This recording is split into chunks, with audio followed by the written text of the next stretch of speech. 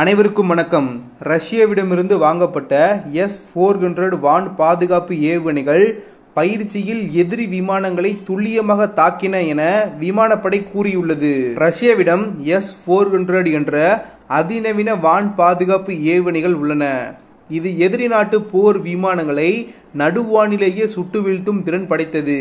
இந்திய விமானப்படை பயன்பாட்டுக்காக 5 S-400 படைப்பிரிவுகளை ரூபாய் 35,000 கோடிக்கு வாங்க இந்தியா ஒப்பந்தம் செய்தது.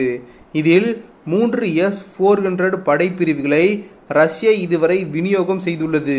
மீதமுள்ள 2 S-400 படைப்பிரிவுகளை 2026ஆம் ஆண்டுக்குள் விநியோகம் செய்யப்படும் என தெரிவிக்கப்பட்டுள்ளது. இவற்றை விரைவாக விநியோகம் செய்ய இந்தியா வேண்டுகோள் விடுத்துள்ளது. இந்த நிலையில் ரஷ்யாவிடமிருந்து வாங்கப்பட்ட S-400 ஏவுகணைகளுக்கு சுதர்சன் ஏவுகணைகள் என பெயரிடப்பட்டு விமானப்படையில் இணைக்கப்பட்டுள்ளன. பகவான் கிருஷ்ணரின் கையில் உள்ள சுதர்சன சக்கரம் எதிரிகளை வீழ்த்தும் திறன் வாய்ந்தது. அதனால் S-400 ஏவுகணைகளுக்கு சுதர்சன் ஏவுகணைகள் என பெயரிடப்பட்டுள்ளன. விமானப்படையில் இணைக்கப்பட்டுள்ள S-400 ஏவுகணைகளின் வலிமையை பயிற்சியில் சோதித்து பார்க்க விமானப்படை முடிவு செய்தது. இதற்காக உண்மையான போர் விமானங்களும் எதிரி விமானங்களாக பயன்படுத்தப்பட்டன.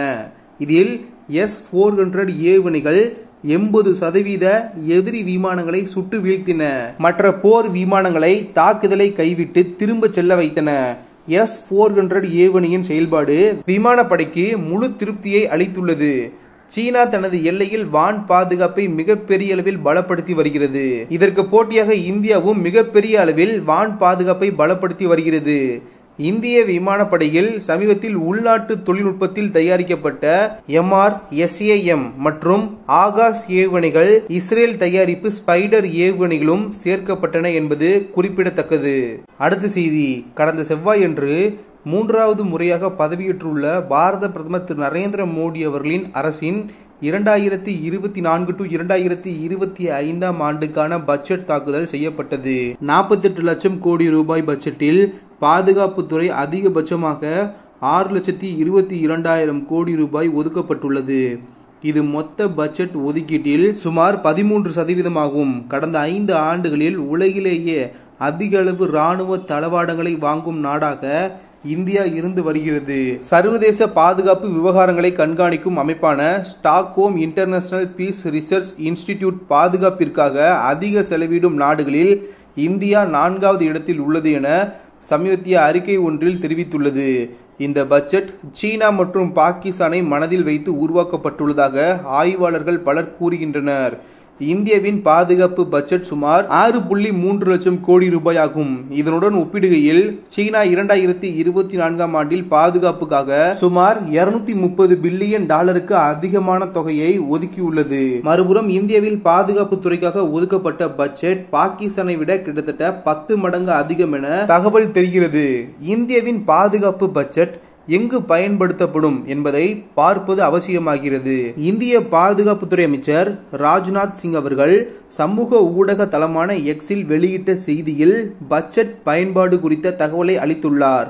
பாதுகாப்பு பட்ஜெட்டில் இருந்து 1.72 லட்சம் கோடி ரூபாய் முதலீடு ஆயுதங்களின் திறனை மேலும் வலுப்படுத்தும் என்று அவர் தெரிவித்துள்ளார். கடந்த பட்ஜெட்டில் மூலதன தலைப்பின் கீழ் எல்லையோர சாலைகளுக்கு ஒதுக்கப்பட்ட தொகை இந்த பட்ஜெட்டில் 30% உயர்த்தப்பட்டதில் மகிழ்ச்சி அடைகிறேன். பார்டர் ரோடு ஆர்கனைசேஷனுக்கு 6,500 கோடி ரூபாய் ஒதுக்கீடு செய்வது நமது எல்லை உள்கட்டமைப்பை மேம்படுத்தும் என்று பாதுகாப்புத்துறை அமைச்சர் ராஜ்நாத் சிங் அவர்கள் குறிப்பிட்டுள்ளார். அடுத்த செய்தி. லடாக்கில் அமைந்துள்ள இந்தியாவின் முதல் முழுமையான ரோபோ ஆப்டிக்கல் ஆராய்ச்சி தொலைநோக்கி பூமிக்கு நெருக்கமாக வந்த 380 அடி அளவுள்ள விண்கல்லை துல்லியமாக படப்பிடித்திருக்கிறது. நாம் இருக்கும் உலகம் ஏராளமான பேரழிவுகளை சந்தித்து வருகின்றது. இதில் 90%க்கும் அதிகமான உயிர்கள் அழிந்துவிட்டன. மீதமிருக்கும் உயிரினங்களில் நாமும் ஒன்று. இனியும் ஒரு அழிவு வராது என்று சொல்ல முடியாது. நிச்சயம் ஏதேனும் ஒரு விண்கல் பூமியை தாக்கினால் ஒட்டுமொத்த உலகமும் அழிந்துவிடும்.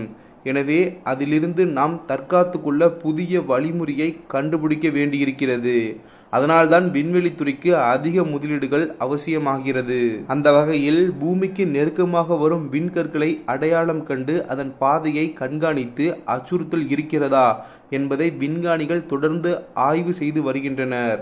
இந்த ஆய்வின் ஒரு பகுதியாக நேற்று முன்தினம், அதாவது ஜூலை 26ஆம் தேதி பூமிக்கு நெருக்கமாக சுமார் 380 அடி அளவு கொண்ட விண்கல் கடந்து செல்ல உள்ளதை முன்கூட்டியே கணித்து அறிந்தனர். 2011 MW1 என்னும் பெயர் கொண்ட இந்த விண்கல் பூமியிலிருந்து சுமார் 75,000 கிலோமீட்டர் தூரத்தில் பூமியை கடந்திருக்கிறது.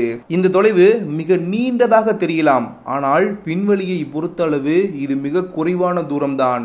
பூமியிலிருந்து செவ்வாய்க்கு 5.4 கோடி கிலோமீட்டர் தொலைவு இருக்கிறது. அப்படியெனில் 75 லட்சம் கிலோமீட்டர் என்பது பூமிக்கு மிக நெருக்கம். நிலவுடன் ஒப்பிடும்போது பூமிக்கும் நிலவுக்கும் இடையே இருக்கும் தொலைவை விட 15 மடங்கு தூரத்தில் இந்த விண்கல் கடந்து சென்றிருக்கிறது.